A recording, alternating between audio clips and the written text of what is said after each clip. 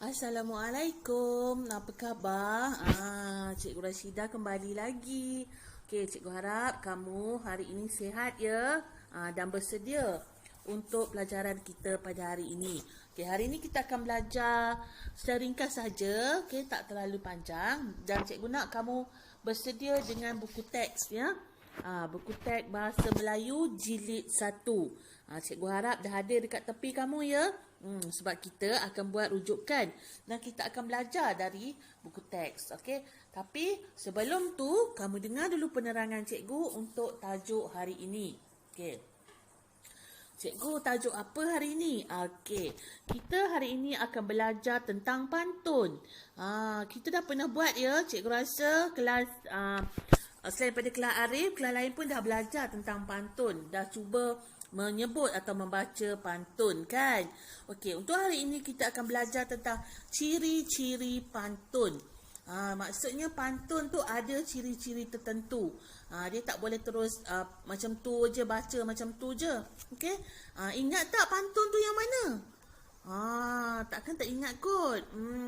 Tak apa, kita tengok lepas ni. Okay? Jadi ciri-ciri pantun. Sesebuah pantun tu dia ada ciri-ciri dia tertentu. Okay? Itu sebabnya ciri-ciri pantun ini penting sekiranya kita nak mencipta pantun. Okay, pantun ni adalah budaya dari zaman dahulu kala. Merupakan salah satu seni yang sangat kreatif, okay? Yang sangat elok, sopan dan sebagainya. Ada ciri-ciri tertentu. Mungkin kamu jarang dengar, tetapi kalau kamu biasa dengar lagu, ada pantun. Contoh macam lagu kasih sayang pula. Rasa sayang. Ada pantun kat situ. Okey, baiklah. Kita akan tengok dulu ciri-ciri secara umum. Nanti cikgu akan terangkan satu persatu ya. Okey, ciri-ciri pantun. Yang pertama, terdiri daripada 4 baris ayat dalam setiap rangkap pantun. Ini adalah untuk pantun 4 kerat ya. Dia ada 2 kerat, 3 kerat, 4 kerat, 2 kerat, 6 kerat, 8 kerat. Tapi untuk kamu cikgu ajar 4 kerat je.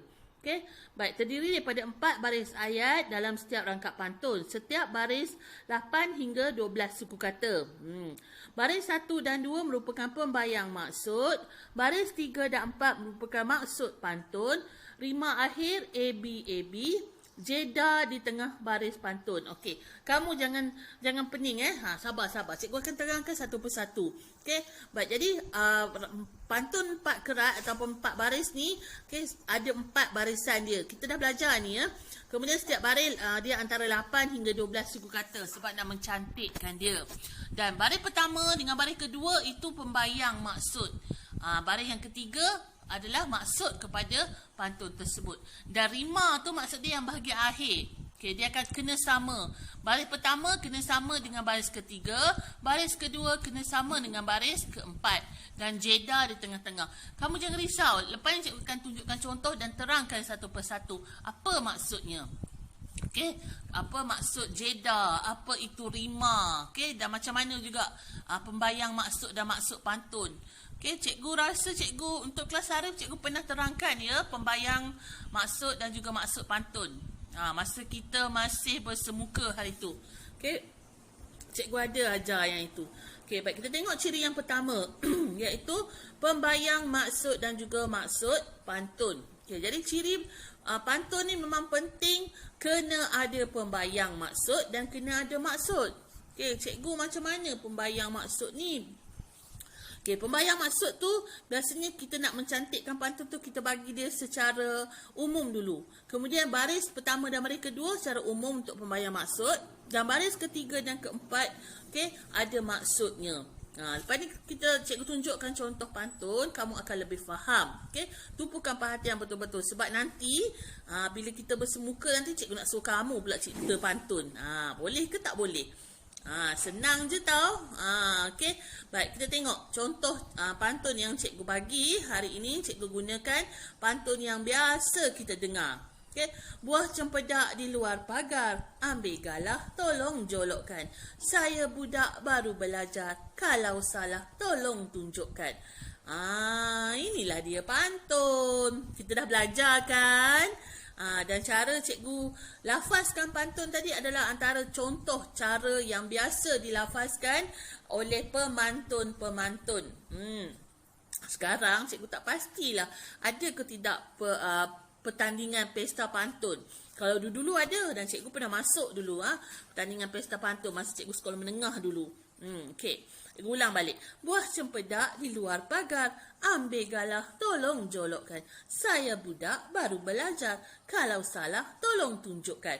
Itu cara yang pertama. Boleh juga macam ni. Buah cempedak di luar pagar, ambil galah, tolong jolokkan. Saya budak baru belajar, kalau salah tolong tunjukkan. Yang ini biasa digunakan oleh pemantun-pemantun dalam pertandingan. Dia ada lembut sikit. Sebab dia nak menarik perhatian. Kalau pertandingan pantun, dia biasa pantun-pantun berbentuk soalan ya, dan mesti dijawab. Mesti dijawab. Masa nak jawab ni lah kena reka pantun. Bila nak reka pantun ni, nak cipta pantun ni lah, itulah yang pentingkan ciri-ciri supaya tak lari. Kalau lari daripada ciri-ciri yang sebenarnya berkenaan pantun, memang kalah lah. Okay? Cuba kamu lafazkan, cikgu nak dengar, boleh tak? Buah cempedak di luar pagar. Ikut cikgu. Ambil galah, tolong jolokkan.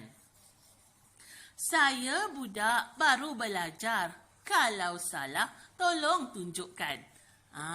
Okay, cuba. Kuat sikit baca, kuat sikit. Boleh tu, boleh. Kamu lagi pandai daripada cikgu sebenarnya, kan? Okey. Baik. Jadi kita akan teruskan. Okay, kalau kamu perasan, dekat pantun yang cikgu bagi ni ada warna biru dan warna merah. Buah cempedak di luar pagar tu warna merah. Ambil galah, tolong jolokkan, warna merah. Saya budak baru belajar, warna biru. Kalau salah, tolong tunjukkan, warna biru. Kenapa cikgu tulis macam tu? Sebab inilah yang cikgu nak ajar kamu tentang apa yang tadi tu, ciri-ciri pantun. Pembayang dan maksud.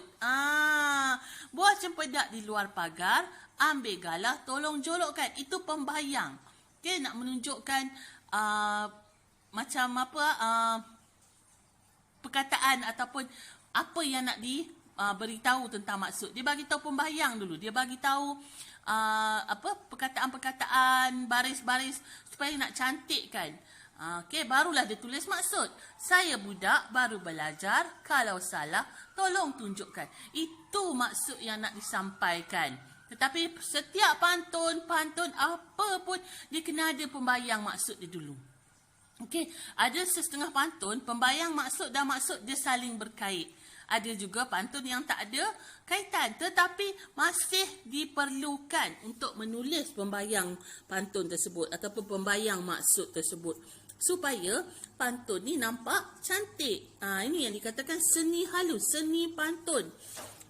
Orang dulu-dulu, zaman-zaman dulu, inilah cara mereka berhibur. Mereka tak ada TV, radio.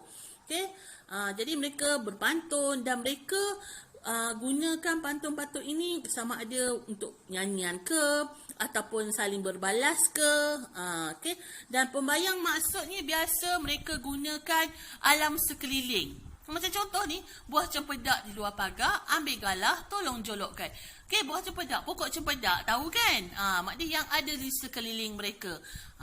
Tapi maksud tu, biasanya kadang-kadang ni maksud ni ada dia nak tujukan kepada seseorang juga. Macam ini lebih kepada perasaan merendah diri. Saya budak baru belajar, kalau salah tolong tunjukkan. Macam kamulah, budak baru belajar, kamu baru darjah 2 kan? Itulah contohnya. Tapi ada juga yang menggunakan pantun ni untuk meminta ilmu. Dia nak jumpa dengan orang yang lebih pandai, orang yang lebih cerdik ataupun orang yang banyak ilmu pengetahuan dia, dia gunakan pantun ni. Tapi tak adalah semua macam kamu pun takkan datang jumpa cikgu nak baca pantun ni. Okey. Okey. Jadi pantun ni sebenarnya salah satu cara untuk melafazkan perasaan. Okey. Baik, sekarang kita tengok pula ciri pantun kedua. Kalau tadi ciri yang pertama, cikgu kata apa? Mesti ada pembayang dan juga maksud kan. Okey, untuk ciri pantun kedua mesti ada rima dan jeda. Pening dah cikgu. Rima ni apa, jeda ni apa? Jangan risau, cikgu terangkan. Cikgu tunjukkan contoh. Okey, rima pantun ni macam mana, jeda ni macam mana. Okey, dan dua perkara ini memang sangat-sangat dipentingkan dalam penciptaan pantun. Okey, kalau kita nak lafazkan pantun pun biasanya berdasarkan rima dan jeda ni, intonasi kita. Okey, sebab seni budaya pantun ni dia memang halus, memang cantik dalam keadaan sopan. Jadi dia tak boleh lah macam main sebut macam tu lah, macam kamu duk dengar sekarang lagu-lagu rap tu. Entah apa-apa bercakap macam tu. Tak, seni pantun ni seni yang halus. Okey. Okey, apa dia rima, apa dia jeda. Okey, tengok. Masih lagi pantun yang sama cikgu guna. Buah cempedak di luar pagar, ambil galah, tolong jolokkan. Saya budak baru belajar, kalau salah tolong tunjukkan. Cuba tengok perkataan warna merah dan biru. Okey, perkataan ataupun suku kata lah, lebih kepada suku kata warna merah dan biru. Okey. Baris pertama, pagar. Gar tu, G-A-R. Nampak tak warna merah? Nampak kan? Kemudian tengok pula baris ketiga, jar. J-A-R. Okey, kedua-duanya di bahagian akhir sekali adalah sama. Ada A-R. Faham tak maksud cikgu? G-A-R, kemudian J-A-R. Di bahagian ujungnya ada A-R. Itulah dipanggil sebagai rima ataupun rima akhir. Baris pertama dengan baris ketiga mesti sama rima akhirnya. Okay. Baris kedua, jolokkan. Kan, K-A-N. Okay, baris keempat, K-A-N. Kan, tunjukkan. Yang warna biru tu. Jadi, sama juga. Okay, baris ataupun perkataan, suku kata lah, lebih kepada suku kata yang akhir, kena sama. Tapi bukan sama antara baris pertama dan baris kedua, tak. Baris pertama sama dengan baris ketiga, baris kedua sama dengan baris yang keempat. Itulah rima, disebut sebagai rima ataupun rima akhir. Jadi kalau nak mencipta pantun, nak buat pantun, perkataan ataupun suku kata yang paling akhir kena sama. Iaitu sama macam mana? Baris pertama dan juga baris ketiga. Baris kedua sama dengan baris keempat. Cikgu harap kamu faham ya atas penerangan cikgu. Boleh tengok contoh tu, siap warna. G-A-R dan J-A-R. Mak dia A-R tu sama di bahagian hujung. Dan kan tu sama. Okay. Walaupun tak guna perkataan yang sama, tapi suku kata di bahagian hujung tu kena sama. Barulah dipanggil rima akhir yang sama. Itu sebab pantun jadi cantik. Buah cempedak di luar pagar, ambil galah, tolong jolokkan. Saya budak baru belajar, kalau salah tolong tunjukkan. Cantik kan? Baris pertama dengan baris ketiga, gar, gar, gar, ar, ar, ar. Kemudian baris ketiga, baris kedua dan keempat, kan, kan, kan. Itu yang menjadikan pantun ni cantik. Okay, cikgu harap kamu perasan ya, kamu faham. Okay. Ini yang kita katakan rima akhir. Tak apa, nanti cikgu akan bagi lagi contoh pantun lepas ni. Yang paling penting kamu faham dulu. Okay. Gar dan jar sama. Kan dan kan sama. Okay, seterusnya jeda. Okay, jeda ni lebih kepada kita berhenti. Takkanlah kamu nak baca pantun. Buah cempedak di luar pagar, ambil galah tolong jolokkan. Saya budak baru belajar, kalau salah tolong tunjukkan. Itu dah macam rap dah. Yang lagu-lagu sekarang ni tak boleh. Macam cikgu cakap tadi, pantun ni merupakan satu karya seni yang sopan, lembut. Okey, jadi mesti ada sebutan yang lembut, yang relax. Okey, yang apa? Bukan relax bahasa Inggeris pula. Yang tenang, okey, untuk sebutnya. Jadi jeda tu diperlukan untuk menghentikan suku kata ataupun perkataan dan biasa berada di tengah. Nampak tak cikgu palangkan tu. Okey, buah cempedak. Okey, kita stop dulu. Di luar pagar. Ambil galah, tarik nafas dulu. Tolong jolokkan. Saya budak, tarik nafas lagi. Baru belajar. Kalau salah, berhenti. Tolong tunjukkan. Okey? Ini yang dimaksudkan buah cempedak di luar pagar. Ambil galah, tolong jolokkan. Kalau salah, saya budak baru belajar. Kalau salah, tolong tunjukkan. Inilah yang cikgu maksudkan dengan jeda. Okey, ada berhenti di tengah-tengah. Bila kita baca pun nampak sedap je. Tak adalah tergopoh-gapah nak baca. Okey, tergopoh-gapah macam kelengkabut. Macam cikgu memang tak suka sebenarnya lagu-lagu rap sekarang ni. Tak cukup nafas rasanya. Okey. Jadi pantun-pantun dulu tak boleh nak sebut macam tu, tak boleh nak baca macam tu. Okey, buah cempedak di luar pagar. Ambil galah, tolong jolokkan. Saya budak baru belajar. Kalau salah, tolong tunjukkan. Cuba kamu baca. Tak payah kelang kabut. Okey, ikut cikgu. Buah cempedak di luar pagar. Ambil galah, tolong jolokkan. Saya budak baru belajar. Kalau salah, tolong tunjukkan. Kan sempat bernafas tu. Kalau baca laju-laju, buah cempedak di luar pagar. Ambil galah, tolong jolokkan. Saya budak baru belajar. Kalau salah, tolong tunjukkan. Semput jadinya. Jadi itulah tujuannya, sebabnya kenapa perlu ada jeda. Kita sebut sebagai jeda. Ini bahasa untuk sastra, dalam bahasa Melayu untuk sastra. Okey, insya-Allah kalau kamu di sekolah menengah nanti kamu ada ambil aliran sastra ke dan sebagainya, kamu akan lebih faham. Tapi untuk hari ini cukuplah kamu fahamkan maksud rima tu apa, maksud jeda tu apa, supaya kamu tahu kesenian, kehalusan pantun itu sendiri. Okey? Baik. Cikgu akan teruskan sebentar lagi dengan buku teks, okey, di muka surat 47. Cikgu harap kamu bersedia sebab dekat buku teks muka surat 47 tu ada 4 rangkap pantun yang kita akan kupas satu persatu. Okey, baik. Cikgu rasa dan cikgu harap juga kamu dah bersedia ya dengan buku teks, okey, muka surat 47. Okey. Seni bahasa utamakan kebersihan diri. Ini ada 4 rangkap pantun. Satu pantun tu yang ada 4 baris, kita panggil satu rangkap ya. Kemudian dalam muka surat 47 ni ada 4 rangkap. Dan di sini juga dah diterangkan, ada tunjuk contoh tentang pembayang maksud, rima dan juga jeda. Okey, pembayang maksud dan maksud tu kamu fahamlah. Baris pertama dan baris kedua pembayang maksud. Baris ketiga dan keempat merupakan maksud. Okey, baik.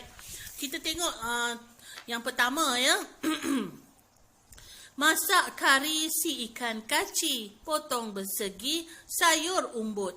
Peralatan diri hendaklah suci, berus gigi dan sikat rambut. Okey, nampak tak perkataan yang dimerahkan? Bukan perkataan, suku kata. Suku kata yang dimerahkan. Ci, bot, ci, bot. Ini yang dimaksudkan dengan rima akhir. A, B, A, B. Okey, baik. Baris pertama dan baris ketiga sama. Ci di belakang. Baris kedua dan baris keempat sama. Bot kat belakang. Okey, masak kari si ikan kaci, potong bersegi sayur umbut. Peralatan diri hendaklah suci, berus gigi dan sikat rambut. Tengok yang kedua pula, rangkap kedua. Mawar merah. Lepas tu ada palang kan. Itu untuk jeda, berhenti. Okey, berhenti, ambil nafas. Mawar merah disinari mentari, petik setangkai si gadis desa. Baju bertukar setiap hari, tubuh memakai, baru selesa. Mawar merah, perkataan dimerahkan tu ya, dia lepas tu palang, jeda, berhenti sekejap. Okey, disinari mentari, perkataan ri di belakang tu. Perhatikan, walaupun tak ada warna merah, tapi kamu tengok. Kemudian petik setangkai si gadis desa. Lepas setangkai ada jeda, ada palang. Baju bertukar, ada palang. Setiap hari tubuh memakai, ada palang. Baru selesa. Maksudnya palang tu menunjukkan jeda ya, ataupun berhenti. Baik, kemudian di baris akhir nampak kan? Mentari. Okey, ri di baris yang pertama. Baris ketiga, hari. Ri juga di belakangnya. Kemudian baris kedua, sa, desa. Baris keempat, selesa, pun sa. Jadi rima akhirnya sama. Okey, boleh faham ya? Okey. Rangkap ketiga, kain lusuh bawa ke dapur, boleh dibuat pengalas kaki. Kasut dibasuh, kemudian berkapur. Cantik dilihat, tidak berdaki. Yang ini dalam buku tak ada tunjuk. Tak ada palang, tak ada warna-warni. Tapi kamu boleh tahu tak yang mana rima akhir, yang sama AB dan juga yang mana jeda? Boleh tak? Kita tengok sama-sama. Kain lusuh bawa ke dapur. Pur. Okay? Itu merupakan rima akhir untuk baris pertama. P-U-R. Okay? Pur. Boleh dibuat pengalas kaki. Ki rima akhirnya. Okay? Ki. Kasut dibasuh kemudian berkapur. Rima akhir dia pur. P-U-R. Sama tak dengan yang baris pertama? Sama kan? Ada pur juga di situ. Okey, kemudian boleh dibuat pengalas kaki, ki, dan baris yang keempat, cantik dilihat, tidak berdaki. Ki juga di situ. Pandai pun. Okey, baris rangkap yang keempat. Rumpun pandan melindung tenaga. Daunnya lebat, bertingkat-tingkat. Seluruh badan bersih terjaga. Barulah sahabat hendak mendekat. Okey. Sama baris akhir, yang pertama, baris yang pertama dan baris yang ketiga. Ada ga di belakangnya. Jadi rima akhirnya sama. Dan untuk baris yang kedua dan baris keempat, ada kat, K-A-T, pun sama. Dapat? Dapat tak? Okey, dan juga jeda. Tengok jeda pula. Kain lusuh bawa ke dapur. Selepas perkataan lusuh, L-U-L-U, S-U-H, so. Selepas perkataan lusuh tu kita berhenti sekejap. Walaupun tak ada palang, tapi kita berhenti. Ambil nafas dulu kat situ. Okay? Bawa ke dapur. Boleh dibuat. Lepas perkataan dibuat pun kita berhenti. Ambil nafas. Okay? Boleh dibuat pengalas kaki. Tapi janganlah berhenti lama-lama sampai siap boleh makan, minum. Okay, waktu baca tu boleh dibuat pengalas kaki. Berhenti sekejap. Jangan pula berhenti. Boleh dibuat lama sekarang baru baca balik pengalas kaki. Itu salah tu. Kasut dibasuh. Lepas perkataan basuh pun kita berhenti. Kemudian berkapur. Cantik dilihat. Tidak berdaki. Okay. Jadi tahu dah kan jeda dia yang mana walaupun tak ada palang. Yang rangkap yang keempat. Rumpun pandan. Lepas perkataan pandan, kita berjeda sekejap. Melindung telaga pun kita berhenti. Daunnya lebat, kita berhenti, ambil nafas, bertingkat-tingkat. Seluruh badan bersih terjaga. Barulah sahabat hendak mendekat. Jadi itulah dia jeda dan juga rima. Okey, dan pembayang dan maksud cikgu rasa kamu fahamlah. Okey, baik. Selepas ni, tak apa. Cikgu terangkan dulu maksud pantun-pantun ni. Pantun ini adalah berkenaan dengan kebersihan diri. Apa yang penting kita nak tengok pada maksud. Okey, cuba tengok baris ataupun rangkap pertama. Masak kari isi ikan kaci, potong bersegi, sayur umbut. Peralatan diri hendaklah suci, berus gigi dan sikat rambut. Kita ambil yang bahagian maksud. Ambil yang bahagian maksud tu, peralatan diri. Maksudnya apa yang kita gunakan setiap hari. Berus gigi dengan sikat rambut, hendaklah bersuci. Maksudnya bersih. Okay, kita bersihkan setiap hari. Berus gigi lepas guna bersih. Kalau boleh rendam dengan air panas pun tak apa. Takkanlah nak tukar berus gigi hari-hari kan.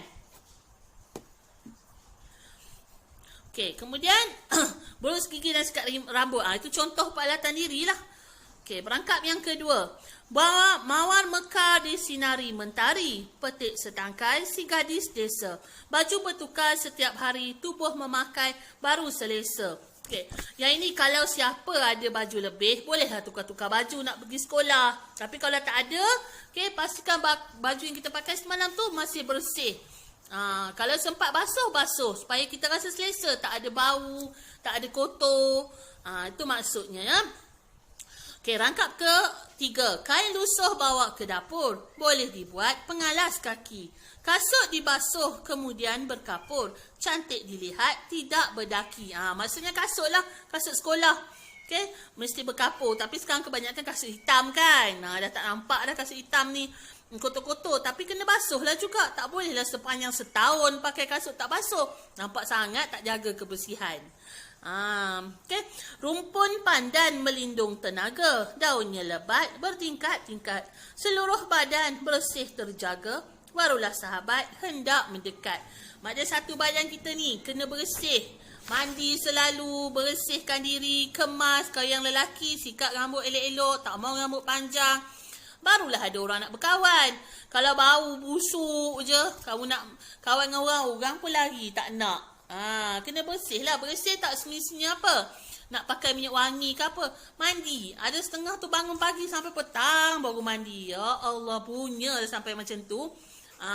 Walaupun sekarang kita kena duduk rumah, bila bangun pagi kena mandi. Mandi, bersihkan diri, pakai baju elok. Lepas tu okey, boleh apa? PDPR lah kan. Sekarang kan kita sekolah. Okey, baik. Jadi itu adalah maksud pantun yang ada dalam buku teks muka surat 47. Okey, untuk latihan, cikgu nak kamu buat dalam buku, ambil baris rangkap keempat dan juga ketiga, kamu buat rima dan jeda. Okey, rangkap yang mana ni? Yang kain lusuh bawa ke dapur. Boleh dibuat pengalas kaki. Kasut dibasuh kemudian berkapur. Cantik dilihat, tidak berdaki. Satu lagi, rumpun pandan melindung telaga, daunnya lebat bertingkat-tingkat. Seluruh badan bersih terjaga, barulah sahabat hendak mendekat. Dua-dua ni tulis dalam buku, kemudian bahagian rima kamu tulis dengan pensel warna. Iaitu yang pur tadi, ki tadi, pur lagi dan ki. Kemudian bawah, ga, kat. Yang bahagian tu boleh tulis dengan pensel warna. Kemudian untuk jeda kamu buat palang. Selepas kain lusuh, palang. Boleh dibuat palang. Kain kasut dibasuh, palang. Cantik dilihat, palang. Okey, boleh faham kan apa yang cikgu nak? Okey, boleh buat dalam buku. Dua rangkap yang bawah ni sahaja. Yang bahagian atas tak ada. Yang atas tu sebagai contoh. Okey, boleh faham ya?